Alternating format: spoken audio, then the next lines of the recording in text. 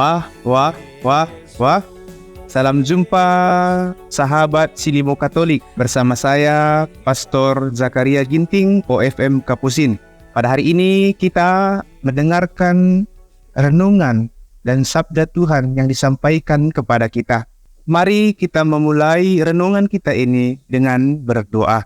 Dalam nama Bapa dan Putra dan Roh Kudus. Amin. Allah Bapa yang Maha Kudus, kami bersyukur atas cinta yang Kau berikan kepada kami. Kami bersyukur juga karena hari-hari yang Kau berikan sungguh indah. Ya Bapa, di dalam kehidupan kami sering merasa cemas akan sesuatu di hari esok dan pengalaman-pengalaman hidup kami. Kami mohon berkat-Mu supaya Engkau senantiasa menjaga pikiran dan hati kami. Bantu kami di dalam kecemasan kami ya Tuhan, sehingga kami sungguh-sungguh memperoleh hal yang bisa membuat kami menjadi bahagia dan tetap mengikuti Engkau. Karena Kristus Tuhan dan pengantara kami yang hidup dan berkuasa kini dan sepanjang segala masa. Amin. Tuhan bersamamu dan bersama rohmu. Inilah Injil suci menurut Lukas. Dimuliakanlah Tuhan. Ketika Herodes, raja wilayah Galilea, mendengar segala sesuatu yang terjadi, ia merasa cemas, sebab ada orang yang mengatakan bahwa Yohanes telah bangkit dari antara orang mati. Ada lagi yang mengatakan bahwa Elia telah muncul kembali. Dan ada pula yang mengatakan bahwa seorang dari nabi-nabi zaman dahulu telah bangkit. Tetapi Herodes berkata, Yohanes telah kupenggal kepalanya. Siapa gerangan ini yang kabarnya melakukan hal-hal besar itu? Lalu ia berusaha untuk dapat bertemu dengan Yesus. Demikianlah sabda Tuhan. Terpujilah Kristus. Bapak, Ibu, saudara-saudari yang terkasih, kecemasan kerap menghampiri kita. Hal itu dapat disebabkan oleh beberapa faktor, seperti persoalan keluarga, ekonomi, pekerjaan, relasi, tanggung jawab, dan hal lainnya. Kecemasan dapat mempengaruhi pikiran, tindakan, bahkan kesehatan kita. Pada hari ini kita mendengar sabda Tuhan yang dikutip dari Injil Lukas. Di sana dituliskan bahwa Raja Herodes, raja wilayah Galilea, merasa cemas karena kehadiran seseorang yang telah melakukan perbuatan-perbuatan hebat di kotanya. Herodes tidak tahu siapa orang yang melakukan perbuatan-perbuatan besar itu. Dari kabar angin ia dengar, ada yang mengatakan Yohanes telah bangkit dari kematian. Ada juga yang mengatakan itu adalah Nabi Elia. Ada juga yang mengatakan seorang nabi besar. Herodes cukup penasaran dan cemas karena orang itu. Bapak, Ibu, saudara-saudari yang terkasih, kalau kita mau mengkaji lebih dalam, apa sebenarnya kecemasan Raja Herodes? Toh dia seorang raja yang berkuasa dan memiliki banyak harta. Tak lain dan tak bukan, Raja Herodes takut punya saingan.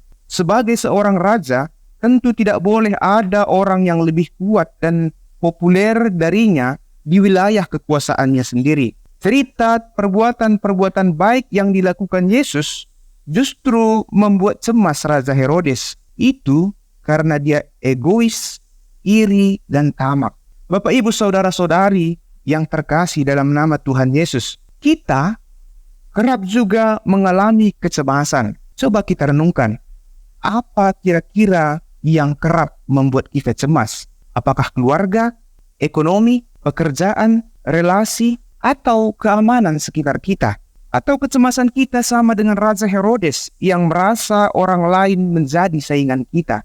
Jika kecemasan kita seputar keluarga, ekonomi, pekerjaan, relasi, dan situasi keamanan di sekitar kita, tentu kita hanya bisa melakukan seperti semboyan para rahib Benediktin, ora et labora, bekerja dan berdoa dengan gigih. Misal, kalau kita cemas karena keluarga, Mungkin anak kita bersekolah di luar kota kita. Kita cemas akan kesehatannya, kita cemas akan perilakunya, dan hal lainnya. Kita hanya bisa mendoakan dan menasihati, begitu juga gigih bekerja untuk kebutuhannya. Namun berbeda halnya kalau kecemasan kita seperti kecemasan Raja Herodes. Kecemasannya adalah SMS, susah melihat orang lain senang. Ini merupakan salah satu penyakit bawaan banyak orang. Orang lain yang memiliki motor yang baru, dia yang gelisah. Orang lain mendapat jabatan yang baik, dia yang sakit hati. Dia berkata, aku lebih pintar dan lebih baik dari dia. Kok dia yang naik jabatan? Begitulah pikirannya bergulir sehingga membuat dia kadang tidak selera makan dan cemas karena orang lain. Bapak, Ibu, saudara-saudari yang terkasih, jika kecemasan kita karena keberhasilan orang lain, lihatlah binatang kumbang kotoran. Meskipun kumbang kotoran itu terbang bebas dan jauh, maka dia juga akan tetap kembali ke kotoran. Begitu juga orang yang egois, iri dan tamak, meskipun dia mendapat yang dia inginkan, dia tidak jauh dari kehancuran. Sebaliknya, jika kecemasanmu karena keluarga, ekonomi, pekerjaan, relasi, atau bahkan keamananmu, coba pandang bunga yang sedang berkembang, yang akan indah pada waktunya. Semoga Tuhan memberkati kita. Amin. Marilah kita berdoa.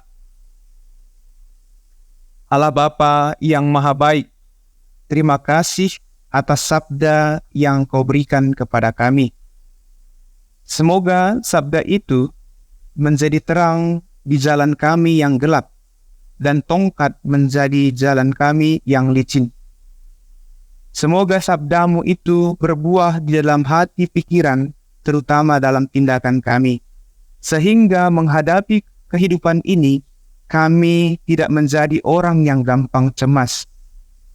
Dan semoga juga kecemasan kami menjadi titik tolak berangkat mencapai sesuatu yang lebih baik di dalamnya. Dengan pengantaran Yesus Kristus Putramu, yang hidup dan berkuasa bersama dengan Dikau dalam persekutuan dengan Roh Kudus, kini dan sepanjang segala masa. Amin. Tuhan bersamamu dan bersama rohmu. Allah Bapa yang Maha Kuasa, memberkati semua aktivitas kita hari ini, memberkati pekerjaan dan usaha kita, memberkati saudara-saudari semua, dalam nama Bapa dan Putra dan Roh Kudus. Amin. Wah, wah, wah, wah, wah. Yesus, Yesus.